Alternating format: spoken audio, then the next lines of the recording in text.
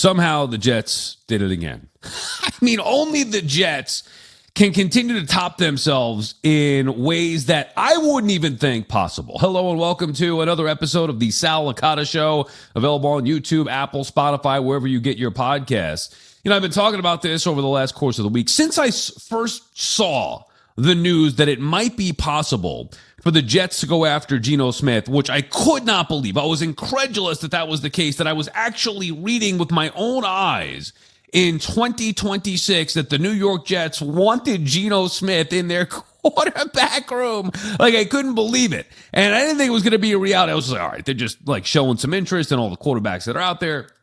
And then you start to put the pieces together, and certain quarterbacks are going otherwhere. You know, Malik Willis goes to Miami, Tua goes to Atlanta. Oh, it sounds like Kyler going to the Vikings. And then you read more reports, and you start to think that it's going to become a reality. And then yesterday, it does become a reality. Not only did the Jets bring in Geno Smith, they actually trade for him. The Jets gave something up for Geno Smith. And I'm not sure how any Jet fan can be okay with this on any level. First, let's get the idea out of the way. The Jets are not tanking. The Jets do that for real. They do it. They don't have to do it on purpose. The Jets just always suck. And don't shoot the messenger. That's just the reality. I know you want to have hope as a Jet fan and say that your team's going to be fine and this is going to be the year. I've heard of all before. I mean, whether it's Aaron Rodgers, and I got sucked into that too, whether it's Aaron Rodgers, Zach Wilson, Sam Darnold, Geno Smith the first go around, Mark Sanchez, all these different things. Sanchez actually had some success, but even then, maybe the hype wasn't even where it should have been with Sanchez, who was the most successful guy that we've seen for with the Jets in a long, long time.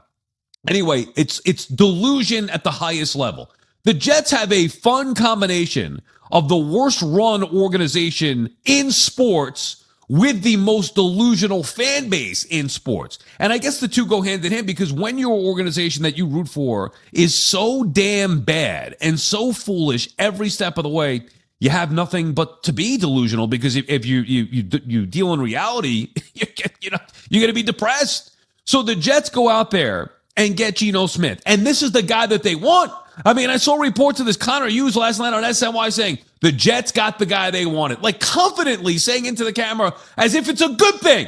The Jets got the guy that they wanted. Geno Smith has entered the quarterback room. Do they watch games? This is the guy that they wanted? Geno Smith, the guy who threw the most interceptions in the league last year? The guy who was stunk the majority of his career outside of 2 seasons, and even then, he wasn't very good? This is the guy that they identified? Oh, you know what? Forgive me. I'm sorry. I need to give Master Muji a little more credit than I've been giving him, because when he identifies something, then it should be, at least we should sit back and trust it, because he is the one who last year, when we were in the same spot, when Muji and Glenn were trying to find a bridge quarterback last year, he identified Justin Fields. Gotcha. So the same guy that everybody's excited about identifying Geno Smith as the stopgap quarterback, what a brilliant move. That's the guy that chose Justin Fields, who I was telling you could not throw the football. Should be a decent stopgap. Maybe they win some games with him. Why would they win some games with Justin Fields a year ago? Let me see. Why would they win games with Justin Fields? Is it because he's going to evolve and all of a sudden in a new offense start throwing the ball all over the place? Or is it because he's had one specific skill set that you can take advantage of that can help you kind of shorten games and maybe be more competitive than you've been in the past, even with lesser talent? I'm going with option B. It should have been because Justin Fields can run the football, and he can run the football at an elite level. But guess what? The Jets did something that the Jets do consistently. They did it with Geno Smith. That's one thing that Geno Smith and Justin Fields have in common. The Jets screwed them both up. Is it a coincidence? Is it a coincidence that Aaron Rodgers had the worst years of his life with the New York Jets, worst years of his career with the New York Jets? And then so did Justin Fields. So did Sam Darnold. So did Geno Smith. I mean, think about it. There's a common denominator here. It's the Jets. It's always the Jets. This is me coming from a position of wanting to see them get better. I can't take it anymore. I can't watch crappy football. I want to see exciting football. It's why I wanted to see Kyler Murray. Not that I thought Kyler Murray would lead the Jets to the postseason, but Kyler Murray on Sunday gives you a chance. He gets me more excited about, okay, what can he be? Could he be a disaster? Sure. At least I know he's got a better chance than Geno freaking Smith to win games. Geno Smith is so bad, I'd rather have Justin Fields than Geno Smith. And in this case, you happen to be wrong. I happen to be right. Justin Fields is better than Geno Smith. You don't believe me? Let's get into the numbers. Compare, because I'm sure all of you did this. Here's what happens. Jet fans last year were, oh, Justin Fields, he's going to be great. We got a guy with high upside. He's going to be able to run the football. He's evolved throwing the football. He's going to learn a little bit. They're going to make him better. Great upside. He could be the stopgap. Maybe he could be the future. Jet fans then watch him for a year, and it's, this guy stinks. He can't do anything. He can't throw the football. He's the worst. Get him out of here. And then you go get Geno Smith. But if you look at the first 5 years of Justin Fields' career and compare them to the first 5 years of the great Geno Smith's career, something stands out to me. All the numbers for Justin Fields are far better. The same thing you would do with Geno Smith years ago, getting him to the curb and then seeing him evolve into a, I guess, serviceable quarterback elsewhere. That's what you're doing with Justin Fields now. Not to mention that Justin Fields has a far superior skill set. His legs. Justin Fields' legs are far better than anything that Geno Smith possesses. You're going to say, well, yeah, Justin Fields, always afraid to throw the ball. Okay, so what would you rather have? Somebody who's afraid to throw the ball or somebody who throws the ball to the other team? I mean, that's what Geno said. At some point, you want to get a quarterback who can both throw the football and throw it to the right team. And in this particular case, you had one quarterback who was afraid to throw the football, which, by the way, like that's a thing with Justin Fields. Maybe it got worse because he had no coaching, no support around him. The Jets were a god-awful team a year ago, whether it's the O-line being banged up, not able to run the football, the offensive weapons being banged up. They had nothing. The Jets had nothing last year. It was a pathetic offense. There isn't a quarterback that could have saved them. Look at Aaron Rodgers the year before. There isn't a quarterback that could have had success, not to mention that they were supposed to run the football with him. So the Jets hurt Justin Fields last year. I'm not saying Justin Fields is some great quarterback with some great potential. I am saying that I do believe Justin Fields in the right situation, at the very least with his legs, could help you win some football games. But he can't throw the football. So, okay, you get a quarterback that now can throw the football, but he's a turnover machine.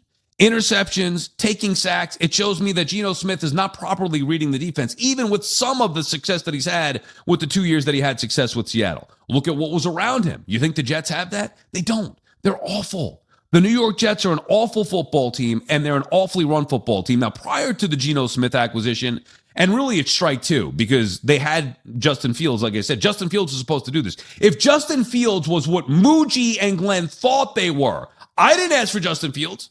Muji and Glenn went out and got Justin Fields off of a decent year with Pittsburgh. They went out and thought, hey, you know what? Maybe this could be the guy. This is the guy that we're going to identify to attach our wagon to start our Jet tenure here as together. First-time general manager, first-time head coach. Justin Fields is our guy.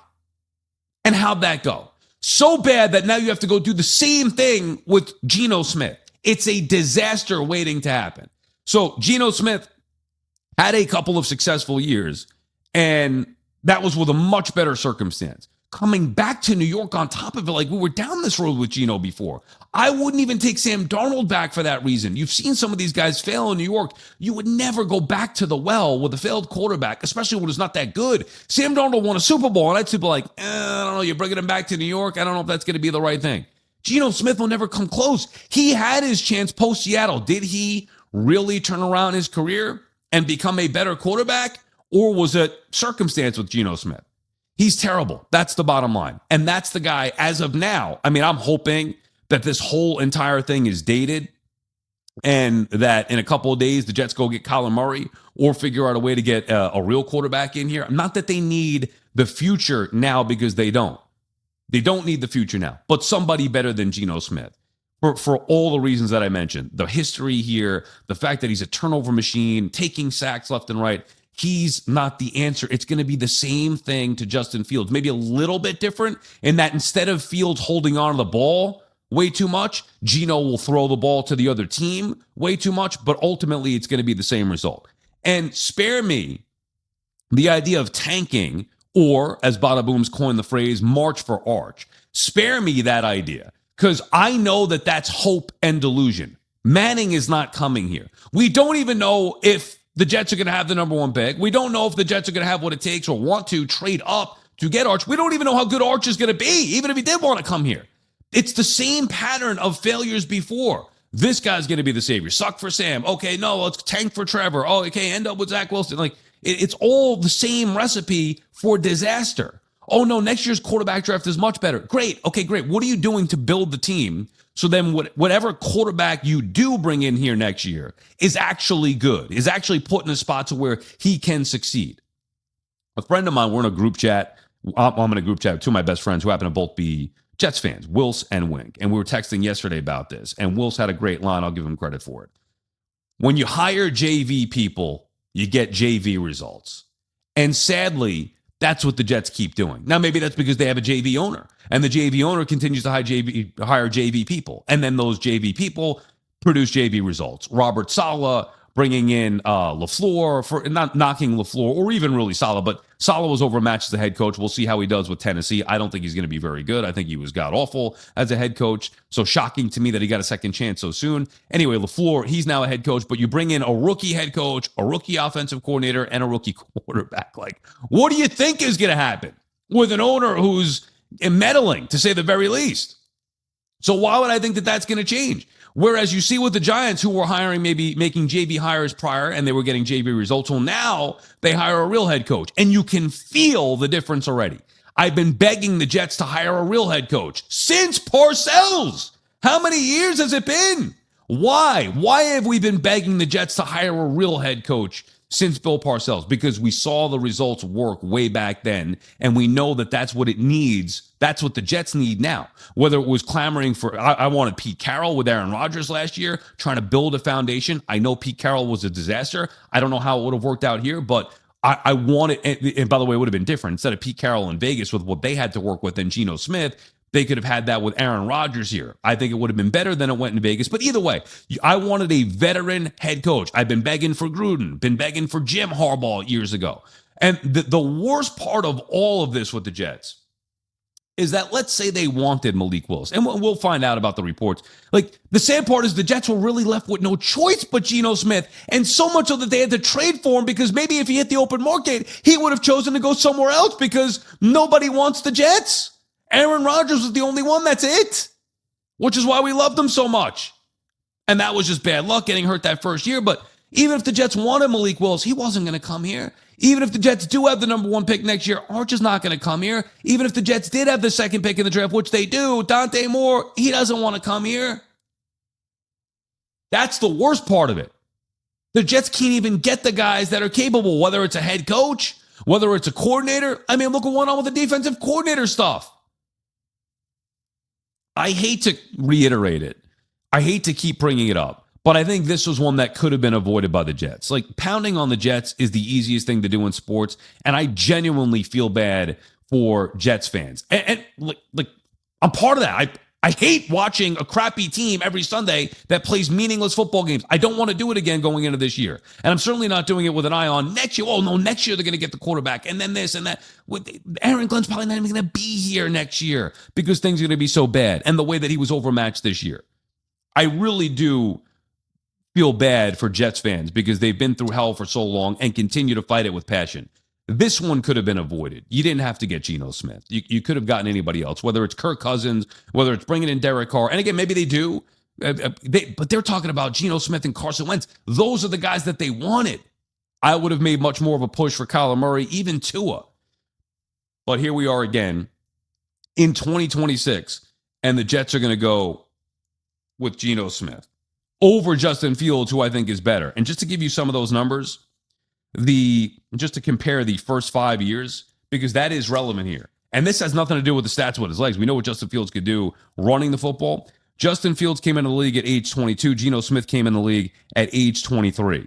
Geno Smith, in 31 games as a starter, Geno Smith threw 36 interceptions. Whereas Justin Fields, in 53 games as a starter, he threw 32 interceptions. Think about that. Even the completion percentage, first 5 years, Geno Smith, 57.9. Justin Fields, he was at 61.4. The touchdowns, 52 for Justin Fields. Geno Smith, 29. Any measurement you look at, the percentage, the yardage, and this is not even factoring in Justin Fields' legs, like I said. And these are just numbers, just quick numbers to give you an example. But before you call me a moron, as if I didn't watch the games, like I saw Justin Fields, and I saw that he can't throw the football last year or didn't throw the football. I also saw the worst year from Justin Fields. I don't think he's particularly good. I just think he's better than Geno Smith. And the idea that we'd kick him to the curb after 5 years, which at this age, Geno Smith was even worse and was somehow able to salvage somewhat of a career to the point where now Jet fans love him and are happy that he's their guy. I wouldn't do that yet with Justin Fields, especially when there's no point to do it. There's no point. If your best option is Geno Smith, you might as well just ride it out with Justin Fields or find somebody else. All right, Badabooms, what do you got for me here? I know I've been asking you for the last couple of weeks which quarterback you wanted to see under center. You were hesitant to give an answer. You're one of these tank guys for Arch. You're one of the, I hate to say it, you're one of the delusional Jets fans. I mean, that's just, now I get it. I understand that you have no choice but to have hope for your team. Geno Smith is an embarrassment to me. I mean, I'll be rooting for him. I don't think he's going to be any good, nor do I believe in the Jets. Like, how do you have hope at this point? I gave you the numbers. I gave you all the reasons why. Like, I know what Justin Fields is. I know what Geno Smith is.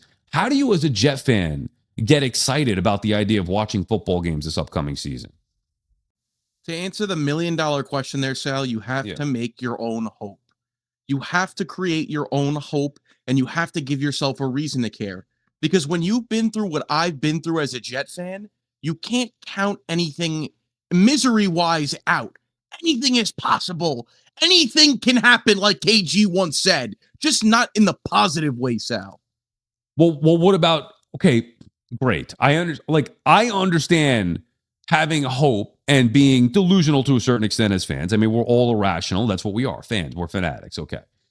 But in this case, I don't know how you wouldn't be livid at your team for once again embarrassed. Like, you're trusting Muji. Okay, I get it. And Muji's done a lot of good things.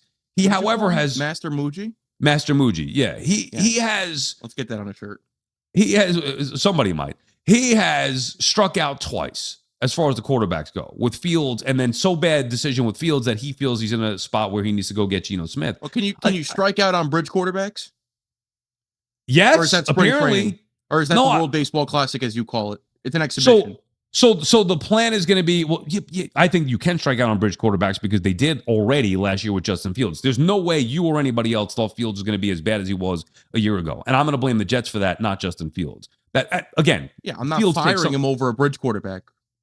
Oh, I'm not firing him either. But then the answer is, after you screwed up, the answer can't be Geno Smith. Dude, you realize Geno Smith sucks. Not to mention that it's an embarrassment that you have to go back to bringing in Geno Smith. Like, what are we doing here? Find somebody else who's just as bad as Geno Smith that's not a former Jet quarterback, that's symbolic of awful years. Like, you want to move on? You want to start to build a different culture, different foundation? You can't go back to Geno Smith.